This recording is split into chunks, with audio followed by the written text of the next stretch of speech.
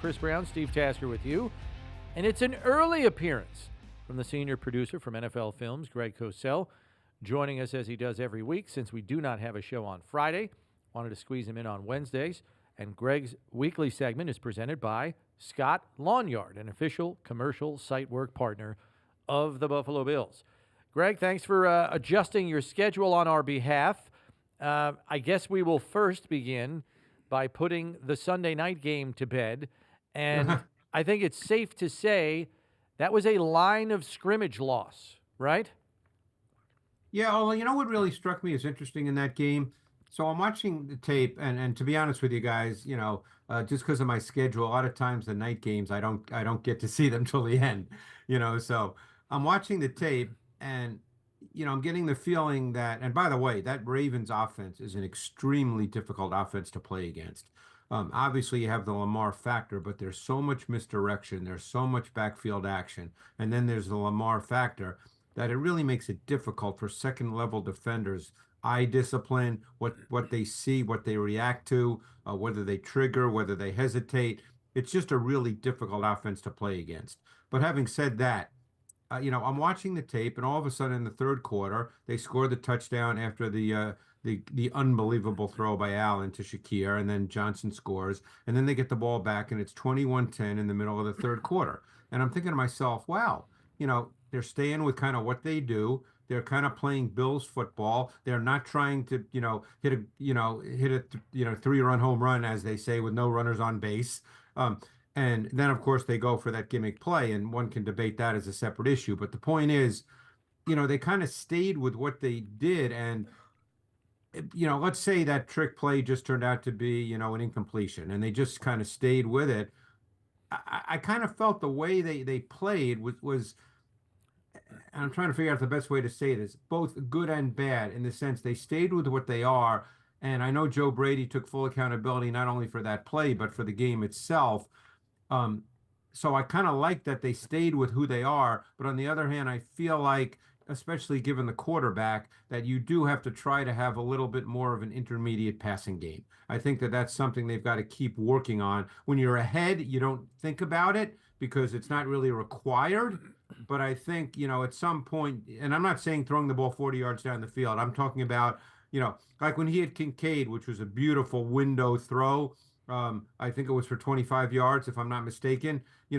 Those intermediate type throws. I think you want to start developing that, because obviously the quarterback can make them.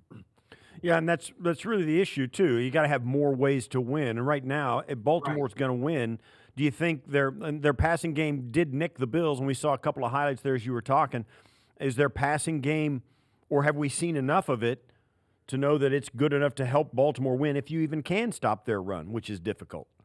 Well, it's a great point, Steve, because the last two games, Jackson has thrown 15 balls and I believe 18 balls against the Bills, if memory serves me correctly. And normally, that's not the way you win in the league when you get to the playoffs, but they're just so difficult to defend because of the Jackson factor. He's probably the only quarterback in the league, I could probably lose the word probably, that you can play that way and still have an effective offense. Now, we've also seen the fact that in the playoffs, it has not been effective, and he was injured for 2 years anyway, where he missed 6 or 7 of the final games and was unable to play anyway in the playoffs. So we'll see. But, I mean, in the regular season, that is a really difficult offense. And don't forget, they were still playing with some backup players, and, it just makes it a little more difficult. I know a lot of people said that this was the game where they were finally exposed with who they were putting out on the field. You can say that, but I think that's just a difficult offense to play against, just in general, given what they do. All right, so moving forward here, we don't know what the situation is going to be with Khalil Shakir on offense. He's missing practice today due to an ankle injury that he sustained in that game. He did come back and finish, obviously, but this could be – I guess this is the thing that strikes me, Greg. We know the high-octane potential of the Texans' offense, yet through 4 games, they're not even averaging 20 points per game. It's kind of – it just doesn't compute for me. What's going on there? Yeah, I think you have to be careful though, Brownie, because they can score. I mean, and they can score at any time. I think number one, you've got to deal with Collins. Collins has more than 100 yards receiving than any other player Anybody in the else? league Yeah. through 4 games, and he works between the numbers so effectively. Now, this is something that maybe the Bills are better equipped to handle. They play a ton of too high safety structure. But that's where his game is. He works between the numbers, between the hashes. Stroud is a really good timing anticipation thrower. He has no problem making difficult window throws against zone coverage. They've not been able to run the ball really effectively. Now it's Wednesday, so I guess we don't know the Joe Mixon factor. He's missed the last 2 games. He is So practicing we don't today. know. I'm sorry? He is practicing today. Oh, well, if that's the case, then he's likely to play. But the point is, they haven't been able to run it real well. They've actually not protected as well as you might have expected either through the first 4 games. Stroud has actually shown an ability to make a number of outside of structure throws. I mean, efficient movement. He did that this past week. He's done it all year. If you saw the tape or the game, he hit Diggs for 28 yards to start the second possession. Collins 23 yards in the second quarter. That's become kind of an increasing overlooked part of his game, that he does make these outside of structure plays. So you do have to be aware of that. But this is a well schemed, well put together offense. And you can't go into this game, and no coach would, as you know, Brownie, go into this game saying, oh, well, they're not scoring a lot of points, so we don't really have to worry about their offense scoring a lot of points. I mean, with the players they have and the quarterback they have, they can put up 30 any week. I was just curious why they haven't, Yeah, I think it's the run game has not been a big factor, and I think the O-line has actually had some struggles. Stroud's been sacked a bit this year. Yeah. In some critical situations as well. Yeah, and I think one of the things, too, when you talk about scoring points, if your offensive line is struggling a little bit and they can't run the ball, your red zone efficiency skyrockets. I mean, you just it goes the wrong way. I'm sorry, yes. it goes the wrong way.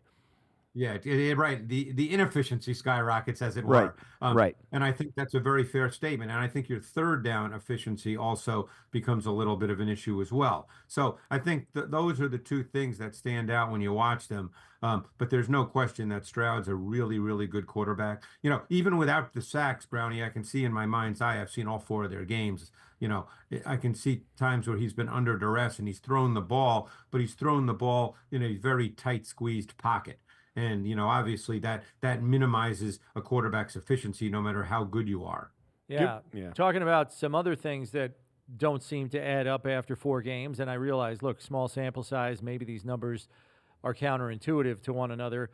The Texans have been good in allowing a low completion percentage to their opposing quarterbacks, best in the NFL at like just over 57%, but they've also given up the 3rd most passing touchdowns. So yeah. Those are 2 numbers that don't work for me. Like, help me again here, Greg. Yeah, although I think defensively, and they made a number of changes this year with how they're deploying some people. The way they're using Jalen Petrie is different than the way he was deployed a year ago. Stingley is not, up to this point, has not been a matchup corner for the most part. He plays on the left side. So, they normally don't match up. Lassiter, the rookie, has been the right corner. He's done a pretty nice job. Now, last week, for a short stretch after Thomas burned them a couple of times, the rookie from LSU, they did put Stingley on him, but that was only for a brief time. They predominantly have him at left corner. I think they do some good things on defense.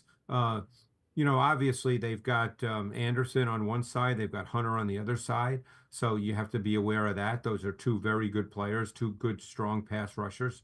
The touchdown passes, I think, plays like that, Brownie, I think, and I know you would agree with this, you have to look at those plays as individual plays, not necessarily symptomatic of, oh my God, they can't defend the pass.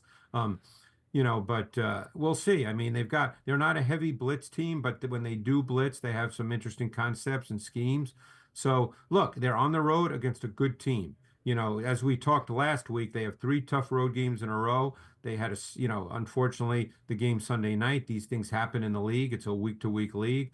I would expect them to bounce back. Now, when I say bounce back, I'm not going to sit here and predict a victory, but I would expect them to play much better football overall on Sunday than they did on, overall on Sunday night.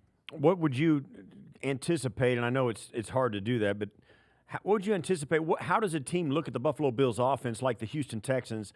What are they looking at now? And because we know it used to be it's like 80% Josh Allen in years past. It doesn't seem to be like that this year.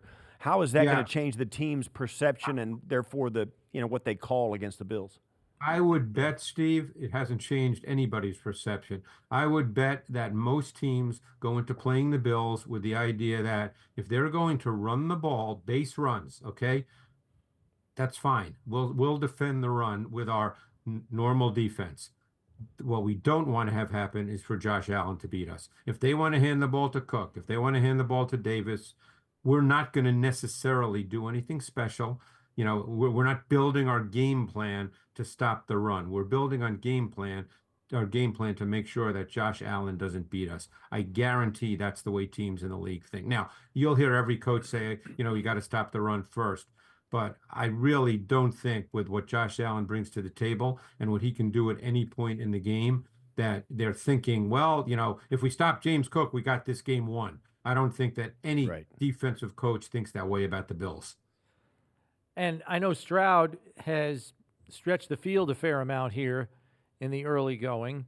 The Bills are known as a defense that does not give up the big play. Yep. How do you kind of see that part of the game unfolding here with this matchup? Well, I think, and you would know this better than I, is Rapp, I assume he's in concussion protocol. Yeah, so, normally guys don't play the next week, normally. So let's assume for the moment he's out. That means you're going to have the rookie Cole Bishop, and even though I liked him coming out of college, he's in a different environment in this game than he was with the 40 or so snaps he played against the style of offense that the Ravens bring to the table. So he is going to be attacked and tested in this game. So we'll see how that plays out because there's no, he's a rookie and he's going to be playing. And, from what I understand, he's a great kid. He'll work at it. He'll do all the right things. But, once you're on the field, it's different. So we'll see how that plays out, but he'll be someone that they will absolutely go after with route concepts, route combinations, try to, find the gray areas in coverage that exist in all zone coverage. And we know that for the most part, the Bills are a zone coverage defense. And I think they play in the league. They're probably, Brownie, you may have this number. I don't have it. I would bet and almost guarantee that in terms of number of snaps in too high structure, that they're probably in the top 3 in the league. Is this really the team Houston Texans that we thought we were going to get? I mean, how do they compare with last year? Has Diggs made that big a difference? Plus the 2 games early in the season, now the last 2 games, Joe Mixon was making a difference for them early on. Right. Well, I think the way I look at this stuff, and again, I'm sure the coaching staff is as well. You have to look at the quality of the players and the scheme that they run. That's what they're looking at. They're not looking and saying, oh, well, they're not scoring as many points as they did a year ago, so you know what, we don't have to worry about it. They're looking at the fact that Stroud is a really good quarterback with a particular set of traits that are pretty high level, that they've got 3 quality wideouts. Now, obviously, if Mixon plays, and it looks like he's on track to, they've got a quality back. They've actually got some good tight ends. Schultz and Stover are quality players. They're a difficult offense to have to defend. And that's the way coaches will look at it. They're not going to be worried about, they haven't put up, 30 points or 35 points. They could do that any given week with the quality of personnel they bring to the party. Yeah. I don't have the too high shell numbers, but I do know they've played zone coverage on just over 81% of opponent dropbacks this season. That's 5th highest in the league. Right, but I guarantee that a lot of that is 2 shell. Yeah, right. Probably. Yeah. Greg, I think that's all we need from you. Thanks for getting us ready for Bills-Texans. We appreciate it. We'll catch up with you next week. I appreciate it, guys. I'm looking forward to this one. This should be a good one.